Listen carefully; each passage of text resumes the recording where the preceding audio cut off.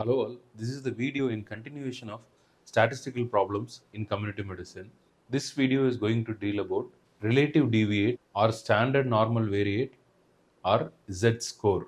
As we all know in statistics, we have dealt about mean, standard deviation, all other measures of central tendency and measures of dispersion. What we were dealing with, the set of observations, the the inferences were for the groups or the populations. So we say the mean and standard deviation, the median and interquartile range for various groups and populations.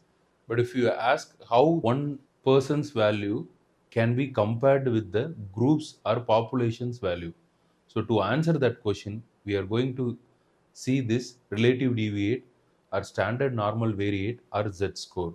Basically, z score is a standard score that describes the value in relationship to the mean. So it is a score going to describe the relationship of the individual value in relationship to the mean of a group of values, and it indicates the value telling how many standard deviations this particular value is away from the data mean. Suppose let's say I have a mean hemoglobin of 10 and a standard deviation of 1. If I have a hemoglobin of 12, it means that I am 2 standard deviation away from the mean on the positive side. So the z score will be plus 2. So basically z score is the value of the variable expressed in terms of standard deviation from the mean. How much the variable varies from the mean in terms of standard deviation is called as z score. A positive z score indicates that the value is above the mean, while negative z score indicates that it is below the mean. If we get to know about the standard normal curve completely, then we can understand this score better. If we have a set of observations, then all the individuals values are plotted here in the x-axis, and the frequency is plotted along the axis. Let's say in a class you're measuring the hemoglobin. If you plot it around like this, 7, 8, 9, 10, 11, 12, 13, like that, then usually the biological variables, especially hemoglobin, height, weight, BMI, all has the tendency of following this standard normal distribution. That is, when we plot these biological values along x-axis and the frequency along y-axis, that is number of persons 1, 2, 3, 4, 5, 6, like that. As we all know, in central tendency, the maximum number of observations will be towards this mean or median and mode. So the mode will be the most repeated number. So that will be the maximum. So that will all coincide with the mean in a standard normal curve. Usually when we plot this variable along the x-axis and the frequency along the y-axis, we get a smooth bell-shaped curve if it follows normal distribution.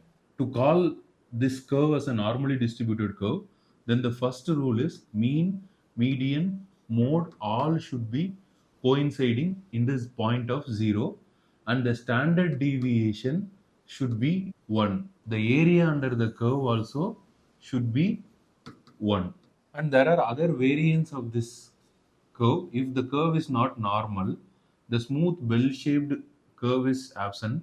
Sometimes if the curve is like this, is called negatively skewed curve, and if the curve is like this, then it is called positively skewed curve.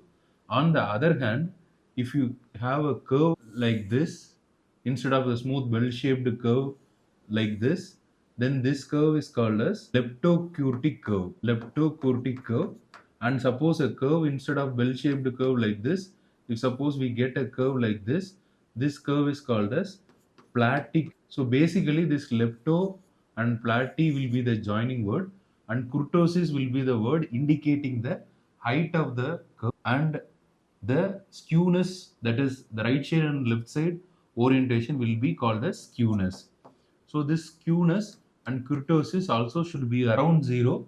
So then you make a standard normal curve. We have one standard deviation on either side of the mean, 68 percentage, that is exactly to be precise, 68.3 percentage of the population values will be within one standard deviation on either side of the mean. Same way, 95.4 percentage of the variables, that is approximately 95 percentage, that is 19 out of the 20 variables will be present between two standard deviation on either side of the mean. So this is plus 2 standard deviation, this is minus 2 standard deviation. Same way, if we take 3 standard deviation on either side, then we get minus 3 standard deviation on this side and plus 3 standard deviation on this side. So around the mean, plus or minus 3 standard deviation, 99.7 percentage of the variables will be crowded within that level. So in a standard normal curve, we follow such distribution. Now, what is the role of this Z score? Z score will help us to identify where exactly the person is present here. So that is, we always have this mean here, then we measure this curve in terms of standard deviation. So the Z score, if it is positive, it will be on this side. If it is negative, it will be on this side. So it is a measure of how many standard deviations away from the mean. If suppose the value falls here, it is one standard deviation away from this point. So here the Z score will be 1, here the Z score will be 2, here the Z score will be 3. Here the Z score will be minus 1, here the Z score will be minus 2, here the Z score will be minus 3. Likewise, we have this Z score distributed all around the mean. So that is the value of a person or an individual. As we all understand, this mean, standard deviation, other measures of central tendency, dispersion, all give the characteristics of the group or the population. But here this Z score explains about the individual's value, which percentile it is present. So Z score is a value which represents the number of standard deviation the value is away from the mean. So it is given by the formula Z value is equal to the score of the person, particular person, minus the mean divided by standard deviation. So if suppose here it is the 11 is our value means, then we substitute 11 here, then the mean will be 10. So 11 minus 10 is equal to 1. So we have 1 in the numerator. Standard deviation, we all know it is 1. So this point, as I said, the Z score will be 1. So it is given by the formula x minus x bar or x minus mu divided by standard deviation is the formula for Z score. So we can understand it easily. And here is the Z score chart we have. This Z score is used to identify the area under the curve at this point, so that what percentile the particular value we can identify. So here is the Z score value. For 0, the Z score is 0.5.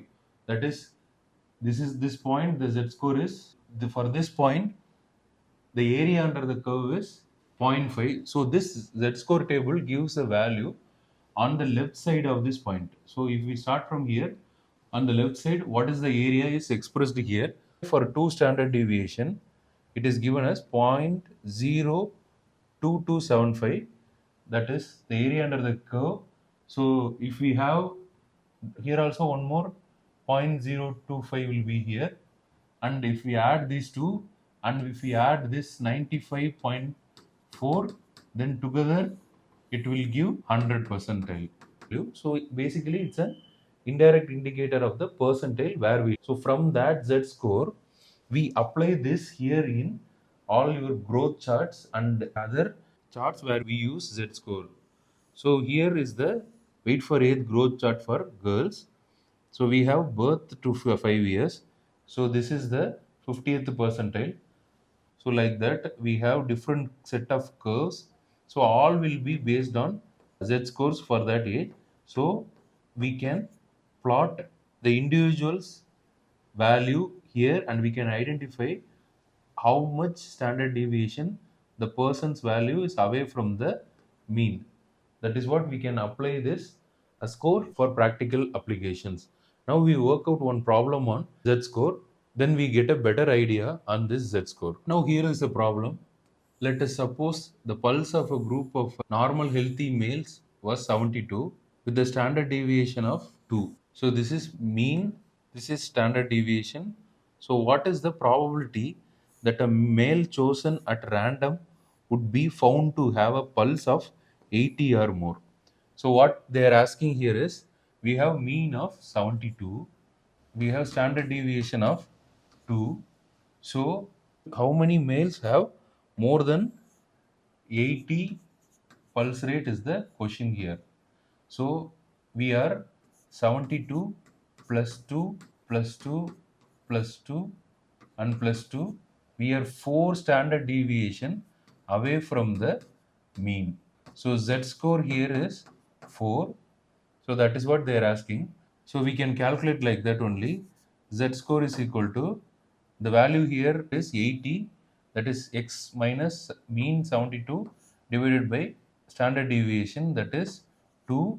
So it will yield 4. So that is the relative deviate corresponding to the area will be 0.43 times 9, 7. The probability that a person will have pulse rate more than 80 in this group is equal to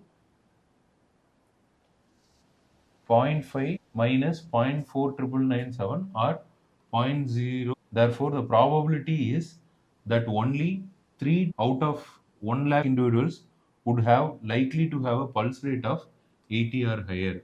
So, here the probability will be zero point 4 times 0, 3 will be the probability of the value pulse greater than 80 in this population. So that is the usefulness of this Z score. So to sum up, Z score is otherwise called as relative deviate or standard normal variate. So it is the value for an individual expressed in terms of the standard deviation. That is how many standard deviation the person is away from the mean value of the population is called as Z score. Z score for a standard normal distributed curve, we have fixed standard deviation distribution. So based on that, we can calculate the probability of area under the curve and also the probability of the values beyond or ahead of that point. So that is the usefulness of Z score, and also Z score is used in growth chart and other pediatric comparisons for that particular age group. Hopefully, you have understood about Z score or rather confused about Z score. If you have any doubts, please post it in the comments. If you like this video, please click on the like button and share it to your friends. If you haven't subscribed to the channel, please subscribe. Thanks for watching.